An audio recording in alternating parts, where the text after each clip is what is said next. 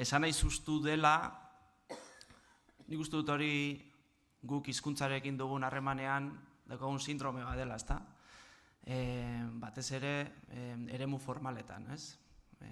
Elkarlanaren beharra, lankidetzaren beharra, hamarkada behin da berriz aipatu dugun mantra bada, baina inorrez da ausartu definitzen, edo bueno, batzuk bai, baina igual bukaeraraino iritsi gabe, nola gauzatzen den lankidetza hori, ez? Nik elkarlanari buruz, edo elkarlana aplikatzeari buruz entzun dudan definizio zehatzena, zoritxarrez da, batzuk elkar egiten dutela eta beste batzuk lana, ez? Eta bueno, hori ez da praktika egoki bat, ez? Orduan, lankidetza eta elkarlana interesanteak dira ondo egiten direnean. Ekarri ditut irudi batzuk, pixka bat laguntzeko, ez naiz oso aurkezpen zalea, baina bueno, hau gutxi gora bera ordenatu behar zen eta irudika ordenatzea pentsatu dut, ez? Bueno, hor daukezue Tokioko Shibuya bidegurutzea. Munduan bidegurutze bat baldin badago, hau da, ez da. Gaur ere aipatu da, euskalgintzaren bidegurutzea, inpas egoera ere esan da, Jonek ere esan du.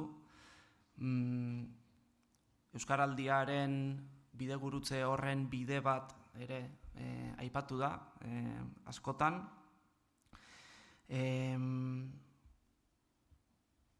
Asko aipatzen da, euskalgintza sozialaren bidegurutzearena, ez da inbeste aipatzen erakunde publikoetako euskara zerbitzuen bidegurutzearena. Euskalgintza krisian badago, egon bada, irtenbide bila badabil, bere burua berrasmatzen baldin badabil, euskara teknikariok zertan ari gara. Kontutan hartuta, administrazioa dela existitzen den egiturarik konservadorenetako bat. Ez da bere ezaugarri kanonikoa berritzailea izatea. Eta hori, euskalgintzan ibili garenok ikusi dugu urtetan zehar nork tiratu dion nori. Nork markatu duen ibilbidea. Bueno, nik uste dut, eta irudia pixka bat kontutan hartuta, nik hau ikusten dudanean, eta denok ikusi dugu, bideoan nola bidegurutzean dauden bide desberdin batzuk eta jendez betetzen den, ezta? Arriskua daukagula, eta askotan egin dugula, bidegurutzea beti da, bide bat, beste bat, edo beste bat aukeratzea, ezta? Arriskua daukagula, batez ere administrazioeko euskara teknikariok, bidea aurretik doanak gordetzeko. Hau da, nundik noragoa zen badakigula iruditzen zaigu, baina aurrean doa hemen bezala jende pilo bat, eta azkenean hoien atzetik joaten gara, ez? Eta hoien atzetik joaten gara, inora ez joateko, hau da, gauden lekuan gelditzeko. Iruditzen zait, euskalgintza bere burua berrasmatzen ari baldin bada, guk ere gure burua berrasmatu beharko genukeela, eta momentu honetan ez daukagula nahikoa tresna horretarako. Euskara teknikarien profila aldatuz joan da, nire ustez zorionez, gero eta jende prestatuagoa dago. Ez nuke esango udaletxeak gizenegi daudenik, segun nun, gurean behintzat ez, gure inguruan, Arabako Gorbeialdeari buruzari naiz, Arabako kuadrilei buruzari naiz. Baina zorionez, bertan dagoen jendean, nire burua ez du sartuko, humiltasunez, iruditzen zait, jende prestatua dela eta asko eta asko aktivismotik datorren jendea dela, ezta?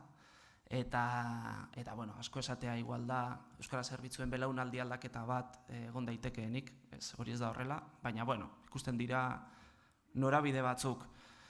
Norabide horiek bideratzeko hausnarketa egituraturik momentu honetan ez dago. Jaurlaritzak egia da, hizkuntza politikarako sailburuordetzak markatzen dituela bideak eta ematen dituela tresnak, baina iruditzen zait ez direla nahikoa. Horrek eragin egiten du lankidetzan. Bai? Horrek eragin egiten du lan edo helburu bera edo parekoa bilatzen ari den jendearekiko harremanean. Bai. harreman horretan sartuko gara pixkat. Bueno, hau Inglaterran dago, Chesil Beach dauka izena. Hau topatu nuen novela zoragarri baten azalean, Ian McEwan uste dela, bai, idazlea. Ikusten duzu hondartza bada, beach, hondartza, eta itsasoa dago alde batean, ikusten duzuenez hondartza berezia da, ezta? Ozeano alde batean, erdian olako franja bat dago, eta itsasoak jarraitzen du beste aldean, eta gero ja dago kontinentea, ez? Bueno, Jon Sarasoak lehen aipatu du, eta nik uste dut deno daukagula susmo hori, ezta? Euskalgintzaren, hau da, eragile sozialen eta eragile publikoaren arteko harremanak ulertzeko egitura edo dimensioen banaketa publikoaren eta pribatuaren artean bakarrik egiten baldin bada, ez da ondo interpretatzen. Ez? Erdian badago olako, ez dakit, oso ondo zer den definitzen ez dakigun gauza bat, eta da gizarte mugimenduen zera, ez da? Bueno, guk igual badakigu ondo definitzen, baina administrazioarentzat hori ulertzea ez da erraza izaten, ez? Nik denbora pasatu dut, nire udaletako idazkariekin hizketan eta konbentzitu nahian guk harremana, bueno, idazkari normalean harreman ekonomikoa interesatzen zaie, ez? Guk harreman ekonomikoa daukagun erakunde batzuk ez direla erakunde pribatuak, edo ezin direla parametro horietan definitu, ez? Erakunde sozialak direla, eta ez daukatela helburu lukratiborik Jon Sarasoak esaten zuen bezala. Eta hori aurten izan da, Osea, esan nahi dut ez dela, ez dagoela oso atzera joan beharrik hori ulertzeko. Edu Apodakak, ez da hilabete izango, artikulu oso interesgarri bat, segurazki irakurriko zenuten batzuk, argitaratu zuen berrian eta anomalia deitzen zion honi. Zuetako asko lan eta militatzen duzuen franja horri, ez? Bueno, esaldia berea tajantea zen, Publikoa, hots, herria, hau da, herria kontzeptua bera ere erakunde publikoak fagozitatu egin dugu. Publikoa, hots, herria estatuarena da. Eta olekoa ez dena, pribatua. Eta horrela, desagertzen dena, hain zuzen ere, herria da. Ez?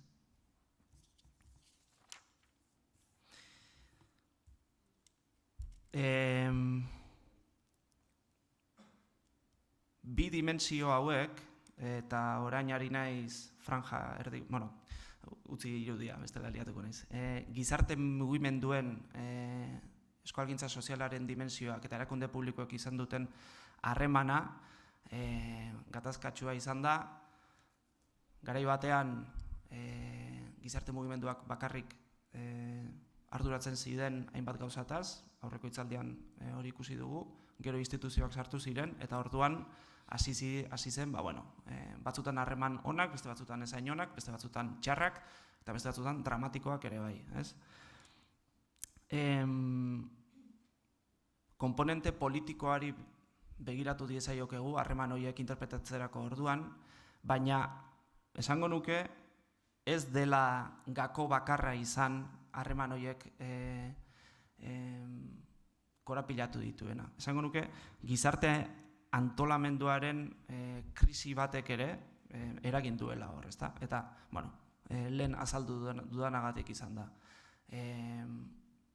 Euskal Herrian daukagun gizarte antolamendu maila oso altua da.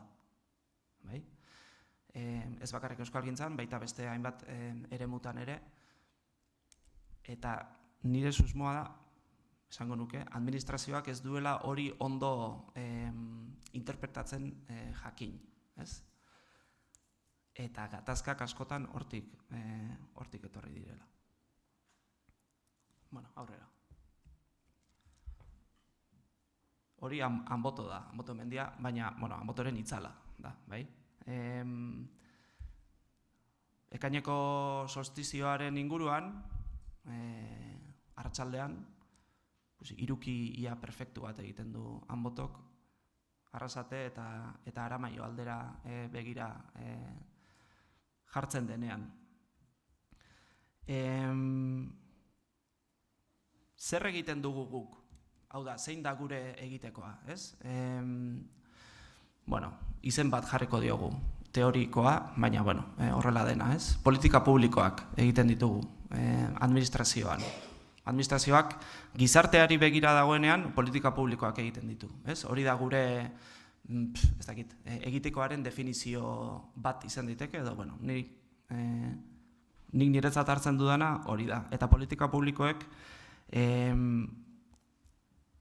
suposatzen dute gizartean eta askotan gizartearen antolamenduan ere inpaktu bat eragin behar dutela, eragin bat eduki behar dutela, ez? Gu erakundeetatik agente sozialak gara edo izan beharko genuke, bai. Politika publikoen definizio egiterakoan teoriak esaten du 3 erpin, triangeluak 3 erpin behar izaten dituela, ez? Eta 3 erpin horiek eduki beharko luketela pixu espezifiko antzekoa, ez? Batetik daude eragile publikoak edo instituzioak, bestetik daude herri eta gizarte mugimenduak, eta bestetik dago akademia, esparru teorikoa, hau da, norabidea markatzen duena, ez? Hirugarren esparru hori beste biek elikatu dezakete, beste bietatik sortu daiteke, baina hor dago. Igual abstraktuakoa da, baina hor dago. Beste bi erpinak ezin dire interpretatu lehen esan dudan publiko eta pribatuaren arteko banaketarekin. Falazia bada hori, ez? Ezin da. Politika publikoak gizartean eragiteko egiten dira, gizartea ez dute eragile pribatu bakarrik osatzen, interpretazio okerra da, niretzako, ez?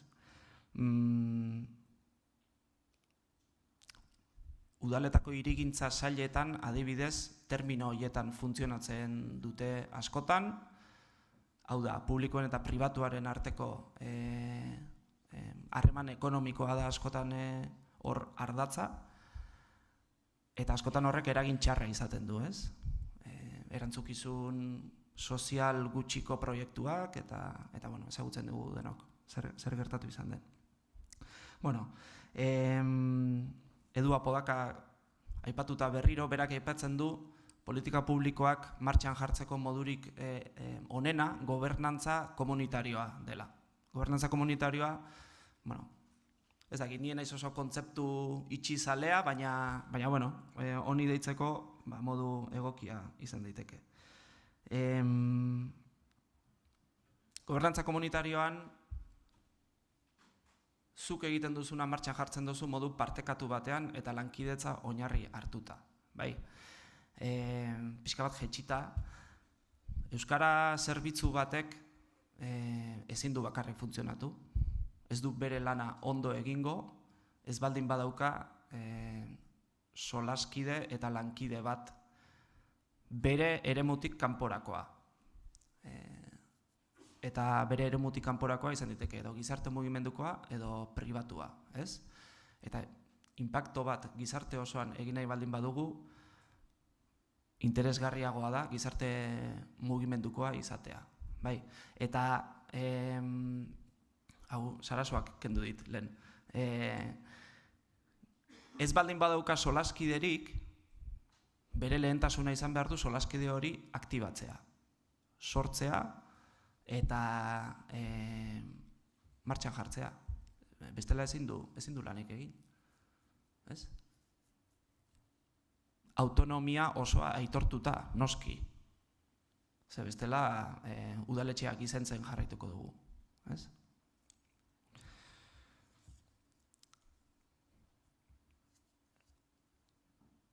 Bi erpin horien artean ezin da harreman ekonomikoa bakarrik egon. Hori interes pribatua edo lukro interesa daukaten erakundeekin.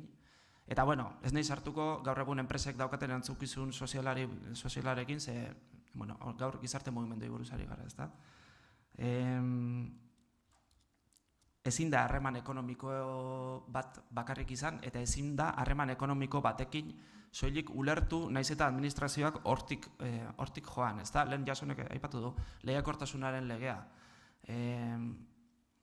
Ez dago gizarte mugimenduei egokituta, eta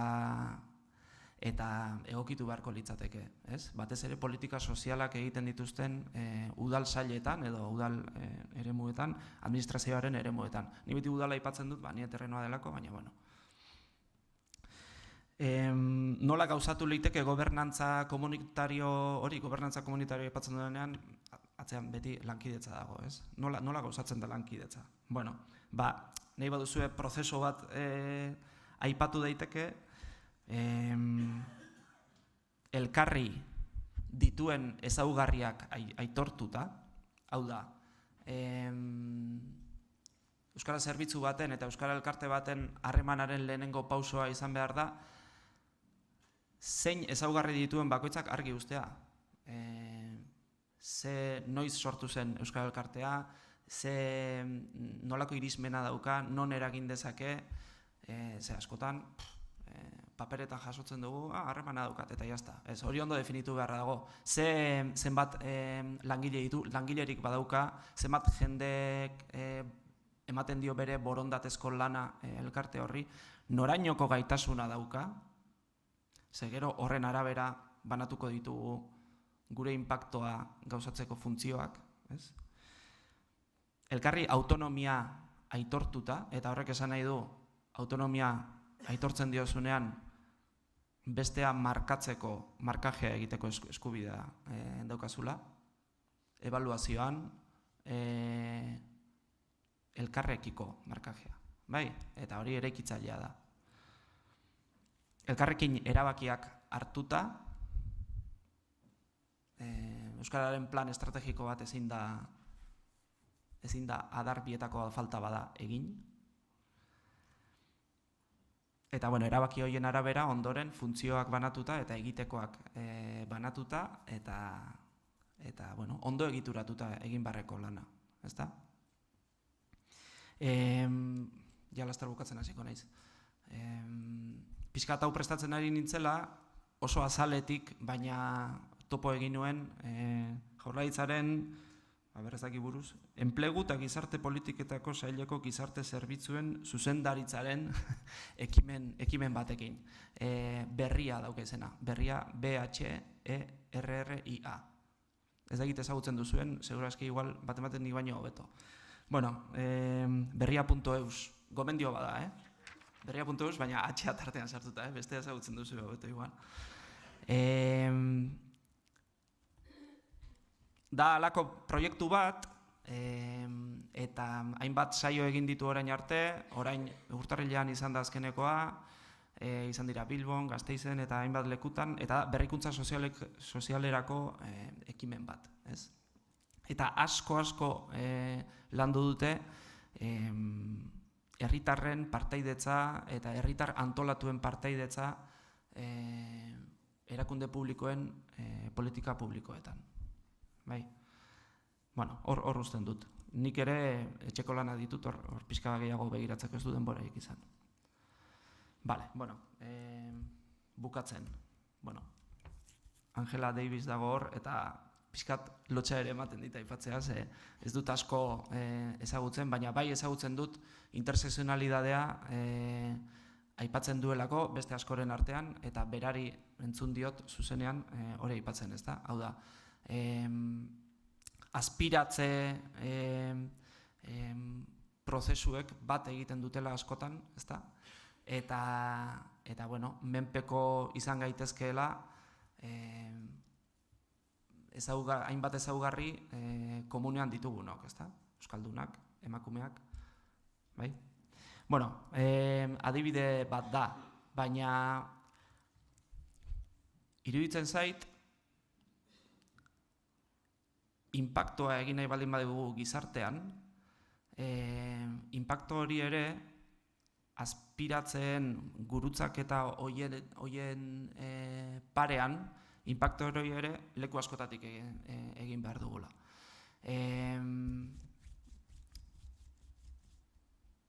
berdintasun teknikariarekin, ingurumen teknikariarekin, eta ez da erreza, baina arkitekto eta aparejadoreekin ere egin behar dugu lan udaletan. Politika publikoak egiteko lerro estrategikoa erakunde batentzako bakarra izan daiteke. Eta gero hortik, eta sensibilidadearen eta estrategiaren eremuan sartzen gara, ez? Baina hizkuntza normalizazioaren alde egiten duen erakunde batek genero berdintasunaren alde ere egin behar du, ingurumena zaindu behar du, eta hirigintza proiektu jasangarriak egin behar ditu, ez? Hor bat egiten dugu oinarrian, azkenean da, ez dakit nola esan, mundu justuago baten bila goazela, ez da? Lotura asko topatu ditzakegu, eta oraindik zeharkakotasunaren gai hori ez dugu ondo landu, guretzako ikasgai pendiente bada, eta iruditzen zait, eta hau ja zuen terrenora pasatuta, mugimendu sozialetan ere antzerako lana egin daitekela, eta egin behar dela, ez? Lankidetza ez dela bakarrik norbere sektorean dauzkagun profesionalekin egin behar, baizik eta ondoan lanean ari denarekin ere bai, ze gero konturatze zara, hartzen duzu berdintasun plan bat eta euskara plan bat, eta oso kontzeptu antzekoak daudela, ezta?